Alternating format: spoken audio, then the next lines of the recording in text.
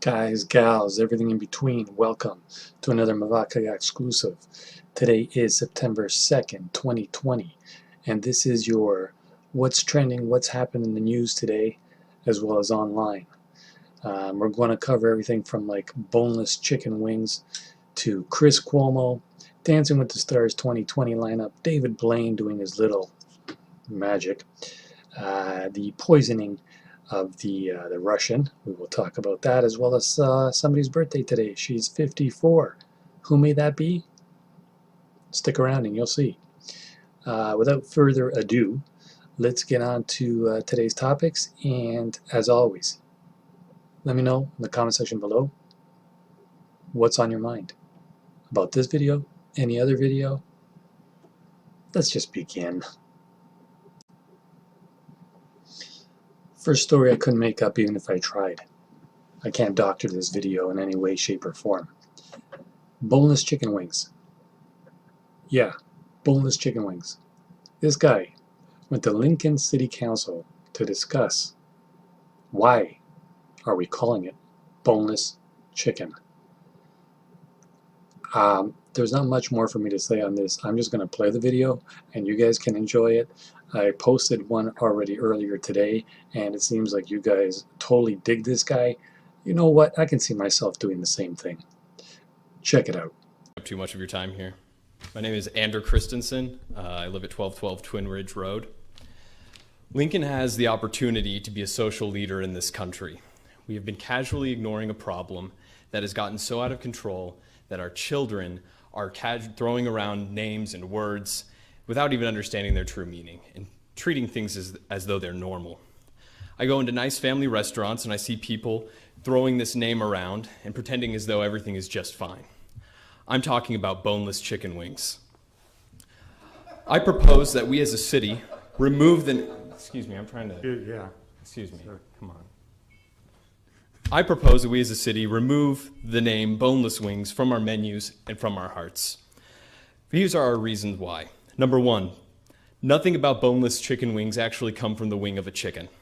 We would be disgusted if a butcher was mislabeling their cuts of meats, but then we go around and pretending as though the breast of the chicken is its wing. Number two, boneless chicken wings are just chicken tenders, which are already boneless. I don't go to order boneless tacos. I don't go and order boneless club sandwiches. I don't ask for boneless auto repair. It's just what's expected. And then number three, we need to raise our children better. Our children are raised being afraid of having bones attached to their meat. That's where meat comes from. It grows on bones. We need to teach them that the wing of a chicken is from a chicken, and it's delicious.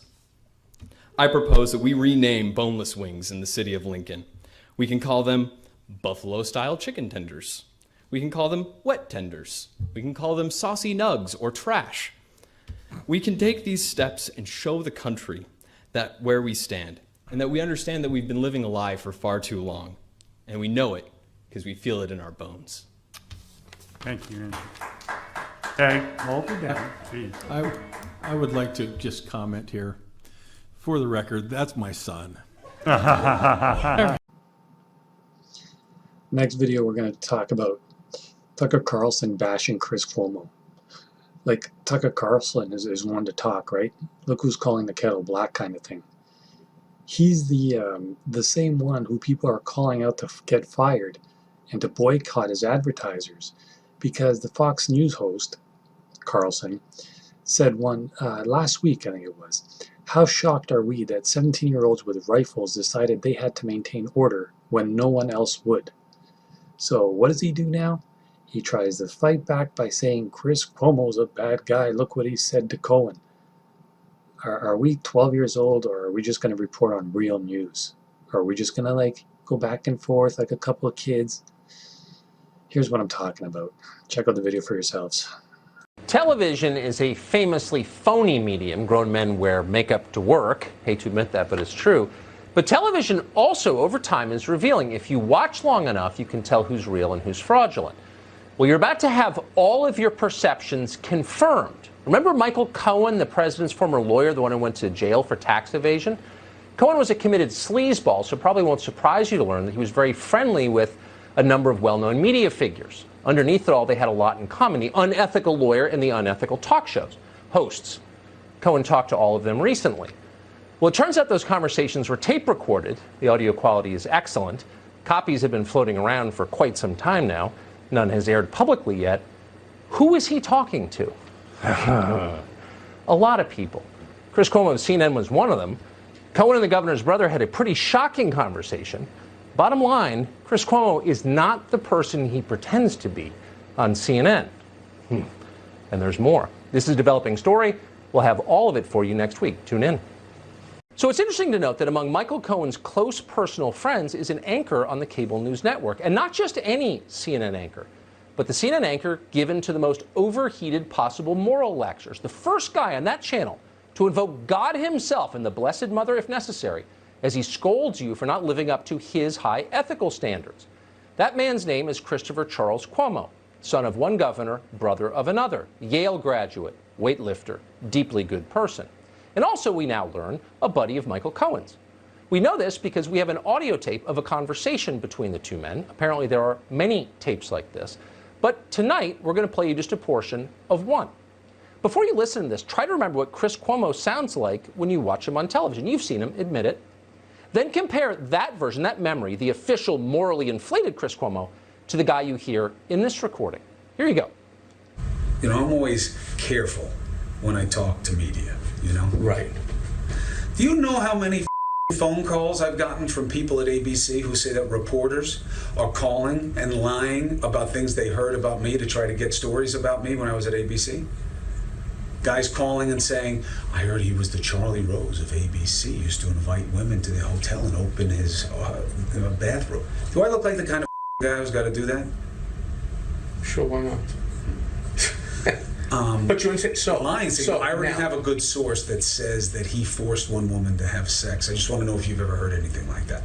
There is no woman. Right. There is none of that. So here's the problem. Women who do work there saying, oh yeah, you know, some of these men, and naming me with other guys, you know, we bumped into each other once in the elevator and he put his hand on my shoulder and he made me really uncomfortable. I mean, what the It's a problem. And now you So I'm careful with the media always. Right. I've always told you, the media is not your friend. No. So I'll briefly run down the list of who's going to be on Dancing with the Stars 2020. But as you can see from the screenshot, this is what everybody's talking about. Her? I mean, come on. All right. Well, anyway, Carol Baskin. That's the one from Tiger King. That's the one everybody's talking about. But I mean, there's Vernon Davis, Super Bowl champion. Anne Heche, you know, the TV and film actress. Sky Jackson from Disney Channel. Justina Machado from One Day at a Time. A.J. McClain from the Backstreet Boys, if you remember them, if you're old enough. Nelly, the rapper. Charles Oakley, the NBA superstar. A few more, like Johnny Weir, even the Olympic figure skater. But everybody seems to be talking about this one. Why? I don't know. I mean, isn't she like a problem? Here's her interview from today, if we care. Roared into all of our homes 5 months ago. You became a household name, and now you're heading to the dance floor in the ballroom. What has life been like for you over the past 5 months? Well, Tiger King really glamorized animal abusers and villainized me for trying to stop animal abuse. And so I felt really betrayed by that. But what amazed me was how many people believed that false portrayal of me without doing anything to find out who I really am. So it's been a nightmare since Tiger King aired. Well, do you think, Carol, you can turn it around with this show, and by dancing, you say you were villainized, but now people get to maybe see you in a new light? I really hope so. And the biggest thing for me is that the longer my partner and I can stay in the running and in the competition, it will keep the cat's forefront in the viewer's eye. And to me, that was where Tiger King missed the ball. It really should have been focused on the animals. And so I'm hoping Dancing with the Stars will do that. Okay, now and you talk about the show there, it highlighted kind of a beef you had, right? And we've seen how tenacious you can be against a rival. Now, should some of the other competitors be concerned that you're going to bring that same tenacity to the dance floor? I am competitive, but I'm competitive with myself. I want to do the very best that I can possibly do. Yeah, I know what you're thinking on this one. The movie Up, right? Well, David Blaine, floating with balloons up in the sky, 25,000 balloons or something. Anyways, the video was up on YouTube, so I'm not going to post the video of him actually flying with the balloons. I will post a couple of interviews that Blaine did, as well as one of his friends. I'll just post that, and you guys can check out the video. There's going to be many videos about it on YouTube, so just type in, David Blaine balloons or whatever. It's from today, but as I said, I'm going to post the two interviews. The first one is with Blaine himself, pumping up the crowd, trying to get everybody psyched and stoked for his little magic trick. Here. As some of you already know, I'm working on the most exciting project of my life, which is called Ascension. The idea is I want to grab a bunch of balloons and go floating all the way up into the sky until I almost disappear. I've been working diligently on this with the best team in the world, but because of the complexity of this project, I'm not going forward with my plans to do New York City at this time. But the good news is this groundbreaking R&D flight will be done for the first time right here in Arizona, which is the most beautiful backdrop that I've ever seen in my life. I'm hoping to launch September 1st or 2nd, but everything is wind dependent. If you subscribe to my YouTube channel, I'll keep you updated, and I just want to thank you all for your support. Okay, I don't always vlog or do vlog shots like this, but you can see a lot of balloons behind me, a lot happening. So I guess this would be a good time to mention. How's it going? How's it going, Marquez? So I'm out here, we're in kind of the middle of nowhere, but with David Blaine, of course, for the Ascension project. And that would explain the balloons. Well, I'm so happy you made it out here. I'm excited to be here, How man. beautiful is it out there? It looks crazy from like every angle. So So guess who's 54 today? Salma Hayek. The last time I remember seeing her was from Dusk Till Dawn, which was like, what, 20 years ago? Anyways, this is the recent photo of her, 54. Not too bad, Salma, not too bad. Even though, I guess Spanish women aren't really my thing, but I think she's from Spain. Not really sure, but anyways. You know what? I'm going to quickly check where the heck she's from, because that's pretty bad. I'm telling her happy birthday, and yet I don't even know where she's from. My guess is Spain, maybe Mexico. Wait, just wait 1 second. Dun, dun, dun, dun. American-Mexican film actress. So, Mexican. Yeah, she was born in Mexico. So I was kind of right. I said Spain, Mexico. I mean, they both speak Spanish anyways, right? The point is, happy birthday, Salma.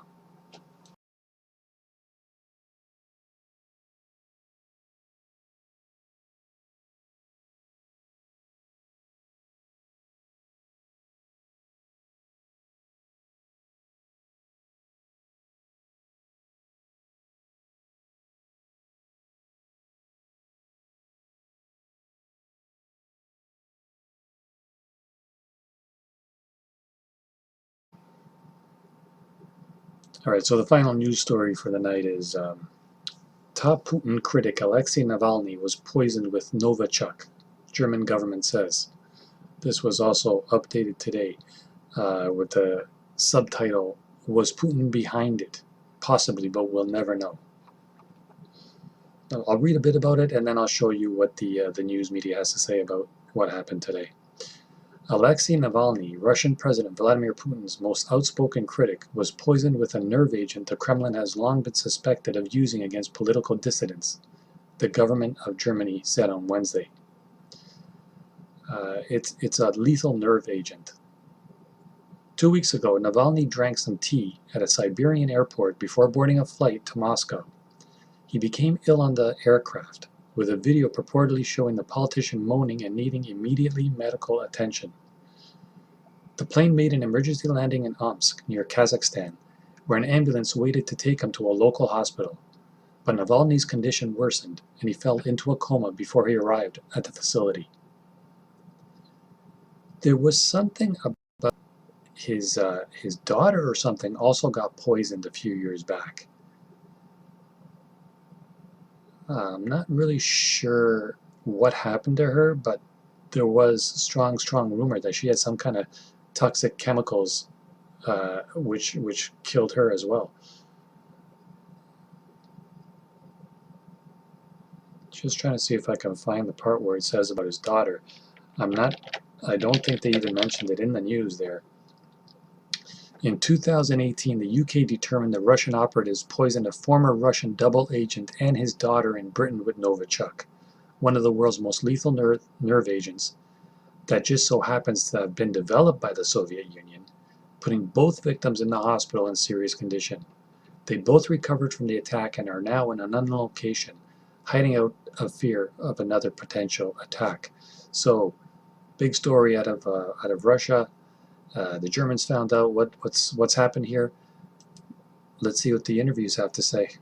I've got some breaking news to bring you now, and the German government has said that hospital tests on the Kremlin critic Alexei Navalny show without doubt that he was poisoned with a Novichok nerve agent. Mr. Navalny fell ill last month on a flight to Moscow and was eventually allowed to be transferred to Germany for treatment. The German government says it condemns the attack on him in the strongest possible terms and will discuss an appropriate response with its EU and NATO partners. How will Russia respond to that, having previously denied any involvement? But that breaking news from Germany that they say that Alexei Navalny was without doubt poisoned with a nerve agent from the Novichok group. They are calling on Russia to explain its position on the Navalny case and condemn the attack on him in the strongest terms. We'll bring you more on that as soon as we get it.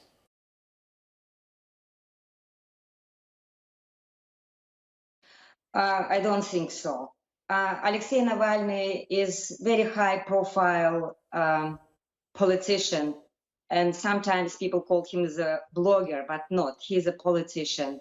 And he had a lot of risky moments when he was arrested, when he spent some time in custody. He spent a very long period of time under house arrest. But of course, nobody believed one day he would be poisoned. And he was assaulted, wasn't he, in 2017, lost a large part of the sight in one eye. He clearly knew he was in the sights of somebody, but in the sights of the Kremlin? I mean, that's the allegation tonight, isn't it, from senior Western leaders? Again, when we're talking about Alexei Navalny, he had always this very strong position to be critical to Putin, to this regime. But everybody said, is it important to have some kind of North system opposition in the country? And somebody believed it was like a safe ground for him. And he had some opportunities to do what he did, but it never been so dangerous for this regime, what Putin represents. And for now, what happened, it looks like this regime can do anything what they want. And I believe it was very important today in Germany, it was proved Alexei Navalny was poisoned. Because before this day, it was a lot of speculation. He was not poisoned. It was maybe his health problem. But now when we have this poison named as a Novichok, I think it's a very serious issue. It was exactly what happened to my husband, Alexander Litvinenko. When polonium 2010 was discovered, it was no more discussion. Who tried to kill my husband? And now I think we have some very serious pointed to who might be trying to kill Alexei Navalny. Yeah, Marina, the phrase you used there to describe the situation Alexei Navalny found himself in was he felt he was on safe ground. I mean, that's precisely, I presume, what your late husband felt when he was holding a meeting in a swanky hotel off Grosvenor Square. But it wasn't safe, was it? Now, after what happened to my husband, everybody said, yes, it's a not safe place. But when we provided this public inquiry when we brought all evidence to the court in London, I believed it might save other lives, but it didn't happen. We received attempting to poison Sergei and Yulia Skripal in Salisbury.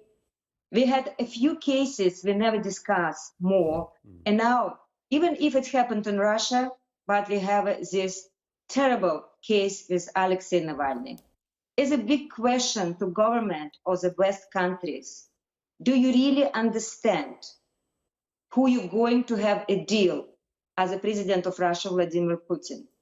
Are you preparing to accept it? People might be killed, might be poisoned, and after that, you will do business as usual, or you need to make some kind of decision or reaction for after what happened.